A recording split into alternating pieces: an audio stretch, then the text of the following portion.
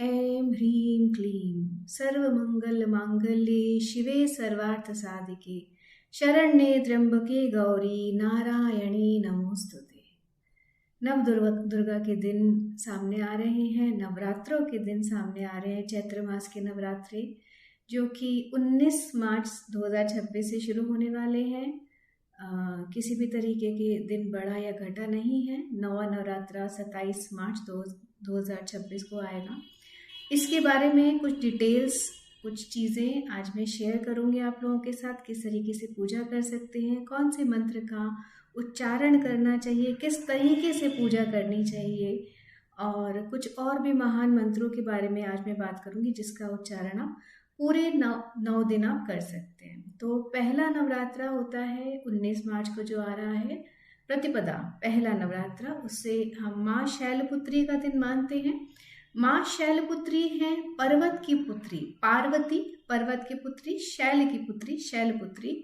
यहाँ से शुरुआत होती है प्रकृति की। माना जाता है चैत्र मास के नवरात्रे से ही हमारी प्रकृति का पनपना शुरू होता है। प्रकृति की शुरुआत हुई है, जीवन की शुरुआत हुई है, जीवनदायिनी माँ आदिशक्ति की शुरुआत जो है वो इसी चैत्र नवरात्रि से होती है। अगर आप अपने आसपास भी प्रकृति को ध्यान से देखें तो आप देखेंगे कि पेड़ों पे छोटे छोटे पत्ते नजर आएंगे आपको। ऐसे लगेगा कि प्रकृति अभी शुरुआत में आई है, अभी जीना शुरू हुआ है। तो इस तरीके से ये जो हमारे नवरात्रे हैं वो बताते हैं कि कैसे प्रकृति, कैसे दुनिया जो है वो एग्जिस्टेंस में आई, शुरुआत हुई। तो पहला दिन माँ शैलपुत्री का पूजा की जाती है जो कि 19 मार्च को है। मंत्र आप ध्यान से सुनिए जो आप लोगों को बोलना है। ओम ऐं ह्रीं क्लीं शैलपुत्रै नमः। ओम ऐं ह्रीं क्लीं शैलपुत्रै नमः। ये पहले नवरात्रे पे आप मंत्र बोल सकते हैं। मंत्र बोलते समय साफ स्वच्छ वस्त्र पर बैठिएगा। माँ शैलपुत्री की जो प्रतिमा है उसका मन में ध्यान करके 108 बार इस मंत्र का आप उच्चारण कर सकते हैं। इसके लिए आप स्फटिक की माला का प्रयोग कर सकते हैं या फिर आप रुद्राक्ष की माला का भी प्रयोग कर सकते हैं। दूसरे नवरात्रि की बात करते हैं, माँ ब्रह्मचारिणी। माँ का वो रूप जिन्होंने शिव को पाने के लिए बहुत ही कठोर तपस्या करी थी। ये हमें दिखाती है कि जब हम अपने किसी लक्ष्य को पाने के लिए कठोर तपस्या करते हैं, कठिन परिश्रम करते हैं, उसको माँ ब्रह्मचारिणी दिखाती हैं। और ये आपकी मदद करती हैं, आपको हेल्प करती है जब आप कोई लक्ष्य को पाने के लिए पूजा करते हैं उनकी, अर्चना करते हैं उनकी। तो आप ना माँ ब्रह्मचारिणी की पूजा अर्चना कर सकते हैं और वो आपको आपके लक्ष्य तक पहुंचने में मदद करती हैं। उसके बीच में अगर कोई बाधाएं हैं उन्हें दूर करती हैं। माँ ब्रह्मचारिणी जिनका जो कि दूसरा नवरात्रा जिनकी पूजा की जाती है, उनका मंत्र है ओम ऐं ह्रीं क्लीं ब्रह्मचारिणे नमः। ओम ऐं ह्रीं क्लीं ब्रह्मचारिणे नमः। ये मंत्र का आप जाप करेंगे। उसी तरह से स्वच्छ वस्त्र पहनिए, स्वच्छ कपड़े पे बैठिए और आप क्रिस्टल की माला से, स्फटिक की माला से या फिर आप रुद्राक्ष की माला से ये जाप का 108 बार जाप कर सकते हैं। तीसरा नवरात्रा माँ चंद्रघंटा का जो कि 21 मार्च को है। माँ चंद्रघंटा, माँ का वो रूप जिनके मस्तक पे चंद्र के समान एक आकृति है जिसकी वजह से उनका नाम चंद्रघंटा माना जाता है। कहते हैं जब शिव की और पार्वती की जब शादी हुई थी तो माता ने नेगेटिविटीज को दूर करने के लिए कि जो नेगेटिव एनर्जीज हैं, उन्हें लगता था भूत प्रेत उनके आसपास है, उन्हें दूर करने के लिए घंटे की ध्वनि बजाई थी और उसी समय उनका नाम माँ चंद्रघंटा पड़ा था। तो माँ चंद्रघंटा की स्तुति हम तीसरे नवरात्रि पे करते हैं और मंत्र है ओम ऐं ह्रीं क्लीं चंद्रघंटाय नमः। ओम ऐं ह्रीं क्लीं चंद्रघंटाय नमः। चौथा नवरात्रा माँ कुष्मांडा के नाम पे किया जाता है। माँ कुष्मांडा की आरती, माँ कुष्मांडा के पूजन किया जाता है। माँ कुष्मांडा वो रूप है माँ का जो जीवनदायिनी रूप है। माँ कुष्मांडा के आने से पहले इस जगत में सिर्फ अंधेरा ही अंधेरा था, अंधकार ही अंधकार था। और माँ का ये वो रूप है जिसने इस जगत में जो रोशनी जो है वो उनसे ही आई है, जीवन जो है उनसे ही आया है। ये यूनिवर्स, ये ब्रह्मांड को बनाने वाली, कहते अंडा का रूप में एक ब्रह्मांड की रचना जो है माँ कुष्मांडा ने करी थी। तो माँ कुष्मांडा का वो रूप जिनकी उष्मा से इस पूरे संसार में रोशनी है, सूरज को अपनी चमक मिलती है, हमें कार्य करने के लिए शक्ति प्रदान होती है, उस माँ के रूप को हम चौथे नवरात्रे में पूजन करते हैं। और मंत्र है ओम ऐं ह्रीं क्लीं कुष्मांडाय नमः। ओम ऐं ह्रीं क्लीं कुष्मांडाय नमः।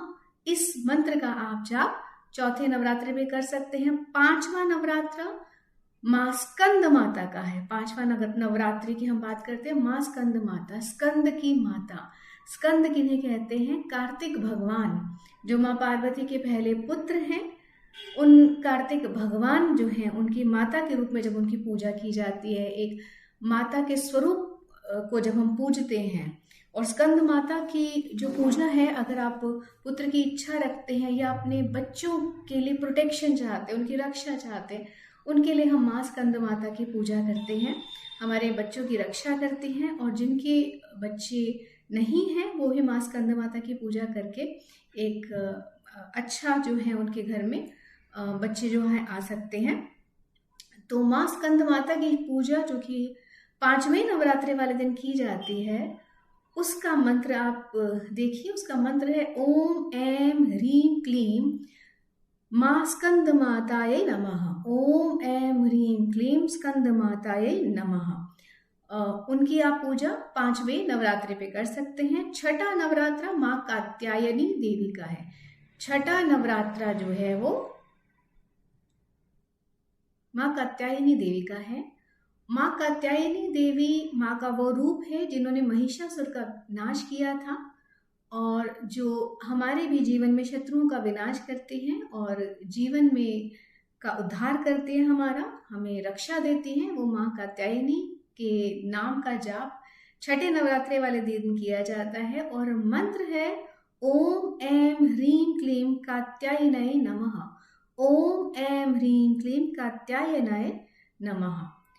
इसके बाद हम बात करते हैं सातवें नवरात्रे की। सातवां नवरात्रा जो कि 25 मार्च को है, उसमें माँ कालरात्रि, जिन्हें शक्ति की पराकाष्ठा कहा जाता है, जिन्हें शक्ति का सर्वश्रेष्ठ स्वरूप कहा जाता है, उस महाकाली, उस माँ कालरात्रि के रूप को हम सातवें नवरात्रि वाले दिन पूजन करते हैं। और माँ कालरात्रि के रूप की पूजा करने के लिए हम उनका ध्यान करके इस मंत्र का जाप करते हैं ओम ऐं ह्रीं क्लीं चामुंडाय विच्चे। ओम ऐं ह्रीं क्लीं चामुंडाय विच्चे। उनके नाम का ध्यान करके हम इस मंत्र का जाप कर सकते हैं। इसके बाद आठवां जो हमारा नवरात्रा है वो माँ गौरी, माँ पार्वती, शिव के साथ बैठने वाली शिव शक्ति, आदिशक्ति माँ गौरी के रूप का हम आठवें नवरात्रि वाले दिन पूजन करते हैं।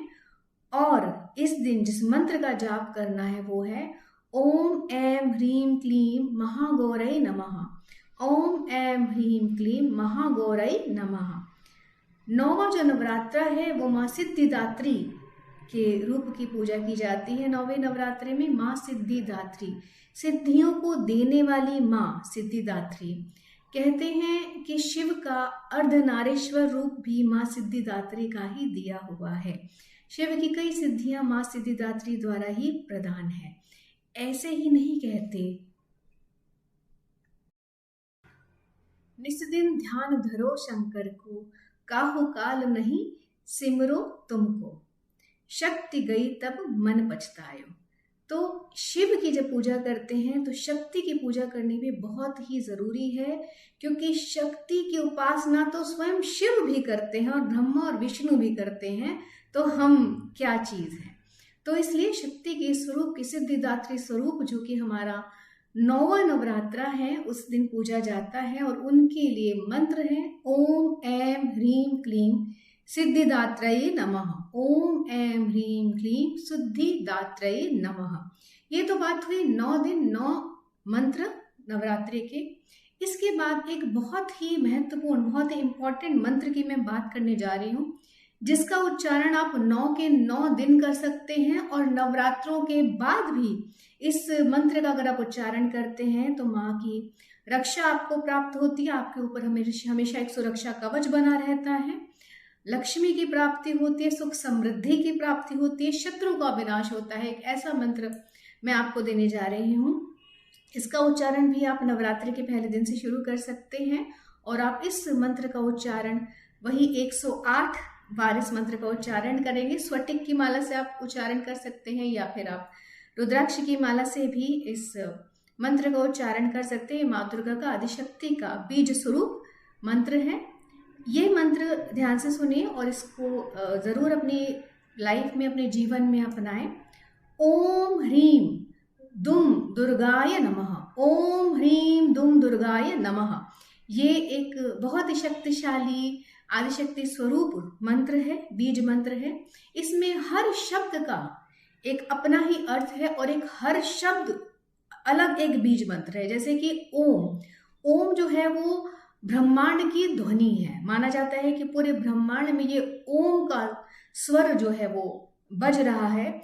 जब हम भी इस ओम का जाप करते हैं तो हम ब्रह्मांड के साथ एक हो जाते हैं और हमारी जो भी मन में भावना है, मन में सोच है, जो हम पाना चाहते हैं, मैनिफेस्ट करना चाहते हैं, उसे हम ब्रह्मांड में भेजते हैं ओम के साथ। उसके बाद आता और ओम हमारे आज्ञा चक्र को जागृत करने के लिए भी ओम का उच्चारण होता है। फिर दूसरा शब्द आया ह्रीम। ह्रीम जो है वो अगर बात करें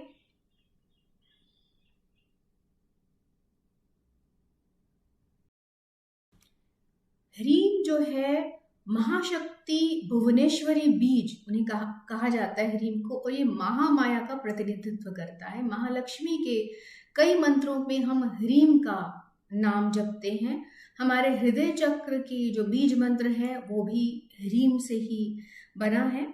तो ह्रीम का जब हम नाम लेते हैं, जप करते हैं, तो उससे अज्ञान का नाश होता है, ज्ञान का प्रकाश होता है और हमारी जो स्पिरिचुअल साइड है, अध्यात्म का विकास होता है। ह्रीम का जाप करने से जो भी मन में बाधाएं हैं, जो मन में हमारी संशय हैं, वो सब इससे दूर होते हैं और ज्ञान का प्रकाश फैलता है। उसके बाद इसमें अगला शब्द आता है दुम। दुम जो है वो दुर्गा का बीज मंत्र है। दुर्गा का बीज मंत्र है दुम, और ये हमें सुरक्षा प्रदान करता है, दुख दरिद्र का विनाश करता है, भय और शत्रुओं का विनाश करने वाला नाम है दुम। उसके बाद अगला शब्द आता है इसमें दुर्गाय। दुर्गाय माँ दुर्गा का संबोधन है। हम माँ दुर्गा को पुकारते हैं। वो दुर्गा देवी जो हर दुर्गम बाधा को दूर करने में सहायक है। जितनी भी दुर्गम आपके रास्ते हों, जितनी भी बाधाएं हों, उनको पार करने में सहायक है, वो है माँ दुर्गा। तो दुर्गाए मतलब हम दुर्गा का नाम ले रहे हैं, उनका संबोधन कर रहे हैं, उन्हें पुकार रहे हैं। और उसके बाद अगला शब्द आता है नमः। नमः का मतलब है नमन करना, नमस्कार करना माँ शक्ति को, माँ के रूप को और आदिशक्ति को। तो ये एक जो हमारा कंप्लीट मंत्र है, इसको अगर आप डेली इसका उच्चारण करते हैं तो आपके ऊपर एक सुरक्षा कवच बना रहता है। आप सुख और समृद्धि को अपनी तरफ आकर्षित करते हैं, लक्ष्मी को आकर्षित करते हैं और शुभता को आकर्षित करते हैं। तो ये मंत्र जो कि बहुत महत्वपूर्ण मंत्र है, 9 के 9 दिन आप इसका 108 बार उच्चारण कर सकते हैं और साथ ही साथ नवरात्रों के बाद भी इसके उच्चारण को कंटिन्यू रख सकते हैं। और बहुत से भूत प्रेत बाधाएं, इन सब से भी आपको नेगेटिविटी से, नेगेटिव एनर्जी से आपको बहुत ज़्यादा बचा के रखता है। और ये मंत्र है ओम ह्रीम दुम दुर्गाय नमः। ओम ह्रीम दुम दुर्गाय नमः। धन्यवाद। जय महारानी। जय।